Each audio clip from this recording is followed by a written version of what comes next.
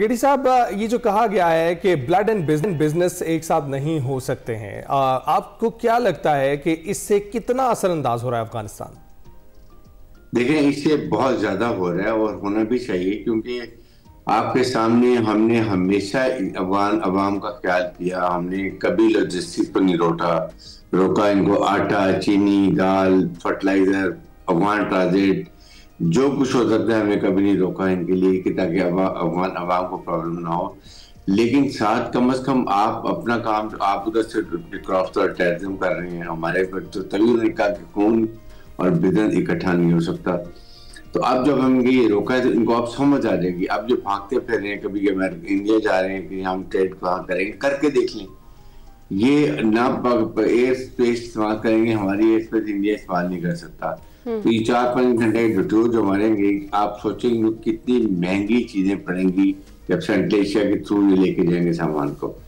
और इनको समझ आ जाएगी कि इनके साथ कितने ट्रेडर्स को, बिजनेसमैन को नुकसान होगा।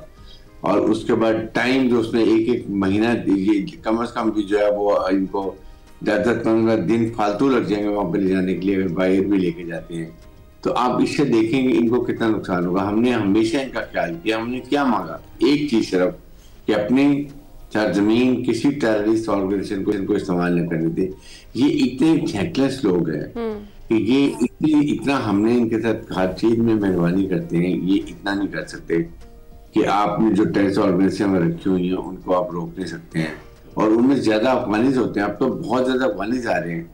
1 नवंबर के महीने में 206 टेररिस्ट हमने मारे हैं, और उसमें काफी ज्यादा तादाद में अफगानी तालिबान भी हैं। आप ये इमेजिन करिए। बिल्कुल। तो ब्रिगेडियर साहब, ये बताइएगा, ये जो एयर कार्गोज का सिलसिला शुरू हुआ है भारत के साथ, ये कमी पूरा कर सकेगा? जो तिजारत की कमी है, जो वसाइल की कमी है वहां पर, जिसको वो पूरा किया करते थे अपने बॉर्डर के जरिए।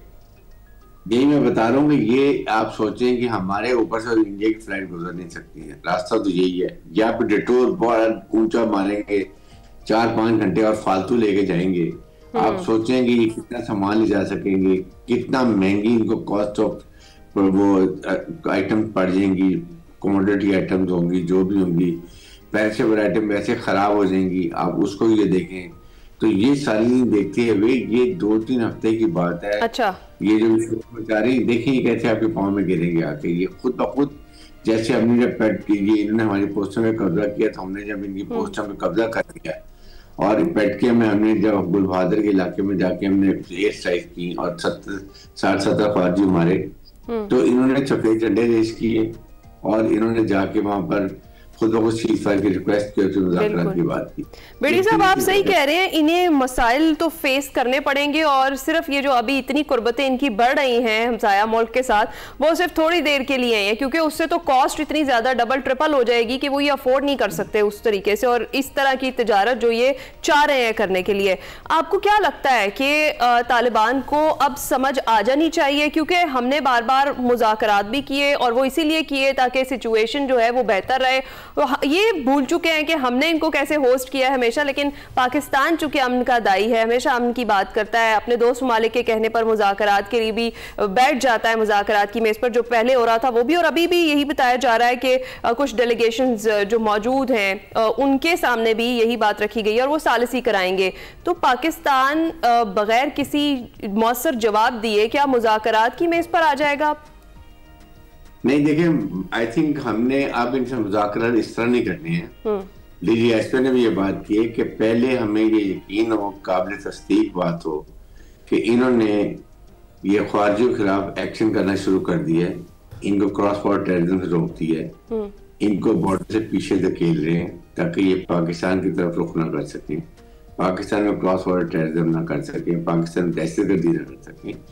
Then we will sit on the, और उसके बाद इनको इतने इकोनॉमिक लॉजिस्टिक की तकलीफ होगी कि हम चाहते हैं कि हम आप पॉइंट ऑफ स्ट्रेंथ से बात करें, और नंबर 2 हाई मॉरल ग्राउंड पे बात करें। क्योंकि जब भी आप टेबल पे बैठते हैं तो जितना आप स्ट्रांग होकर बात करते हैं, उतने ही आपको। तो ब्रिगेडियर साहब, इनकी गारंटी कौन लेगा? अगर बात यहाँ तक आ जाती है तो इनकी तो गारंटी कोई नहीं ले सकता। इनका कोई कोड ऑफ कंडक्ट नहीं है। जिस तरह ख्वाजा आसिफ ने कहा कि जहाँ ये रहे हो वहां ये खून रेजी कर रहे हैं, और जिस तरह की सूरत हाल बनी हुई है वो हमारे सामने। देखिए वो भी टर्की का डेलीगेशन दोबारा बड़ा हाई लेवल आने वाला है। वो उनके अपने जो एक मिसाइल थी इसलिए डिले हो गया था। उसके बाद ईरान ने भी इसको उनको ऑफर की कि हम करते हैं। ईरान सबसे ज्यादा इन्फ्लुएंस रखता है अफगानिस्तान के अंदर। नॉर्दर्न लाइन्स को ईरान ज्यादा सपोर्ट करता है तो उनकी कंट्रोल में है, क्योंकि इनकी ना तो गवर्नमेंट ये कोई पॉलिटिकल इंक्लूसिव नहीं है, एथनिक बैलेंस नहीं है, फिर उसको इलेक्शन गवर्नमेंट है। 4 साल से ये आई थी थोड़े से ना इन्होंने इलेक्शन करवाए हैं, ना जमहूरियत लेकर आए हैं, ना कोई अवाम के हकूक का ख्याल करती है, ना खवातीन के हकूक का ख्याल करती है, ना इनके 4 साल में किसी एक मुल्क से सफारती ताल्लुकात नहीं है, इंडिया से भी ताल्लुकात नहीं है इनके। तो आप ये देखेंगे किस तरह की हुकूमत चलाएगी। अब अवाम को सोचना चाहिए कि क्या आपने इनके जुल्म और बदतमीजी के साथ ही रहना है या आप इनको चेंज करने, आप अपनी कुछ जमहूरी हुकूमत लेकर आए, अपनी मर्जी की हुकूमत लेकर आए, ताकि आप भी सुख का सांस लें, हम भी आराम से। डीजीआईएसपीआर साहब ने भी यही बात की है कि ये तो वहाँ की आवाम ने फैसला करना है कि वो क्या चाहते हैं। हम इस तरह की किसी तब्दीली में ना तो कोई हिस्सा डाल सकते हैं और ना ही हम ऐसा चाहते हैं। बिल्कुल। और ब्रिगेडियर साहब ये भी बताइएगा कि डीजीआईएसपीआर ने तो साफ बता दिया है कि इस वक्त जो है बातचीत से जो तालिबान को राम करने की कोशिश है वो नहीं हो पा रही है, लेकिन हम देखा कतर और फिर तुर्की है, ये 2 ममालिक ऐसे हैं जिन्होंने फ्रंट फुट लिया और फ्रंट पर आकर जो है मामलात हल कराने की कोशिश की है मुख्तलिफ खित्तों में, और वो यहां पर भी करवाने की कोशिश कर रहे हैं। लेकिन ईरान की दिलचस्पी आपको कैसा लगता है कि कितनी कारगर साबित होगी इस चीज की डी एस्केलेशन में? आई फील कि ईरान सबसे ज्यादा इन्फ्लुएंस रखता है अफगानिस्तान के अंदर, और इसलिए ईरान ने किया, पाकिस्तान उसको वेलकम भी किया है। एंड आई थिंक अगर चाइना और ईरान ज्यादा प्रॉपर वेट डालें अफगानिस्तान के ऊपर तो ये मसला हल हो सकता है। चाइना की मुझे अफगानिस्तान में माइन मिलर भी निकाल रहा है, इनको हर हफ्ते पैसे भी दे रहे हैं, डॉलर भी दे रहे हैं, और साथ हमें चाहिए कि अमेरिका से खुल के बात करें कि आप जाते हुए $7.2 बिलियन का वेपन एमुनिशन छोड़ गए हैं जो इनके हाथ लग गया है, तो that means you are responsible for it. तो आपको चाहिए कि कम से कम आप इनको जो फाइनेंशियल सपोर्ट करें वो बंद करें, इनका असला जो आप छोड़ के गए इनसे वापस लें, और पाकिस्तान को आप matching weapon at least military support दें कि आप ईपीसी दें, नाइट फाइटिंग केपेबल आपको हेलीकॉप्टर दें, नाइट फाइटिंग केपेबिलिटी दें, ताकि आप इनके साथ वो सारी चीजें जो लेटेस्ट हैं हम इनके साथ मुकाबला करें। और फिर वहां पर 24 टेररिस्ट ऑर्गेनाइजेशन है जो यूनाइटेड नेशन की रिपोर्ट है, तो इसका मतलब है कि पाकिस्तान अकेला 24 मुल्कों का ये टेररिस्ट ऑर्गेनाइजेशन का अकेला मुकाबला कर रहा है। तो देन दैट मीन्स कि आप तो दुनिया को चाहिए, यूरोपियन यूनियन को, अमेरिकन को, कि आप मुल्क को तनहा छोड़ के अफगानिस्तान में गन डाल के चले गए हैं, you are responsible for it. अभी हमारा इतना एक स्ट्रेचर बढ़ गया, हमने जो मार के हक में फतह हासिल की है, हमारी फौज का, हमारे जबा सलाद को, फील्ड मार्शल को दुनिया इस वक्त मानती है, एक्सेप्ट करती है, उनकी बात को सुनती है।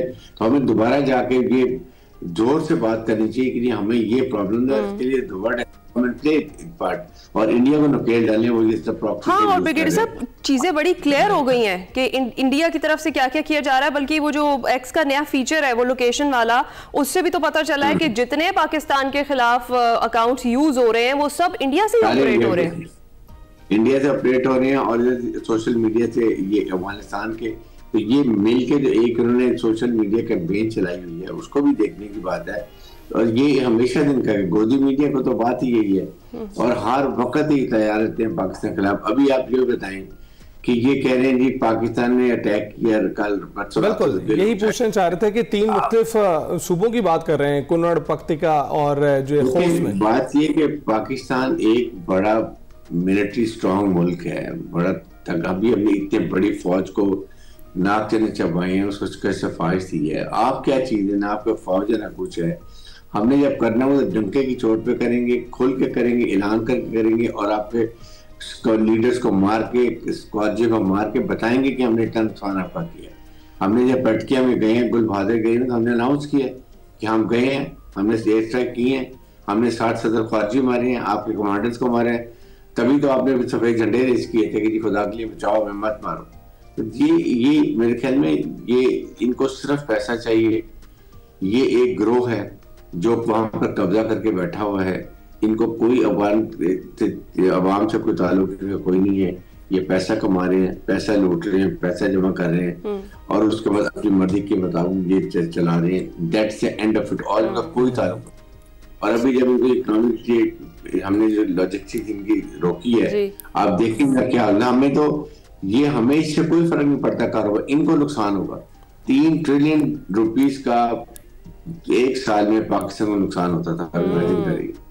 और वही वापस ले जाते थे, ये वहां से सामान सारा वापस आता था और पाकिस्तान में बिकता था और हमारे ट्रेड्स को नुकसान होता था। और इसी गाँव में टेररिस्ट भी आते थे, स्मगलिंग भी होती थी, नार्कोटिक्स भी आता था, हर चीज यहाँ पर की जाती थी। तो मेरे ख्याल में इस लिहाज से ये भी बंदिश है। और अभी हमें अफगान रिफ्यूजी जो है ना इलीगल, इनको जबरदस्ती भेजना चाहिए। ईरान ने 10 लाख निकाल दिए, तो हम क्यों नहीं निकाल सकते हैं, ताकि ये जाएं। यही ब्रीडिंग प्लेस है, यहीं पर भी सहूलतकारी होती है दहशतगर्दों को, यहीं पे ये खुद कुछ व्यापार बनते हैं, यही ऑपरेट होते हैं। बिल्कुल ऐसा ही है। बहुत शुक्रिया। ब्रिगेडियर रिटायर्ड हारिस नवाज साहब हमारे साथ मौजूद थे। पाक अफगान जो ताल्लुकात और जो कशीदा सूरत हाल बनी हुई है, जो उनके रीसेंट इल्जामात है, उस पर हम बात कर रहे थे। अभी हम जाएंगे ब्रेक पर।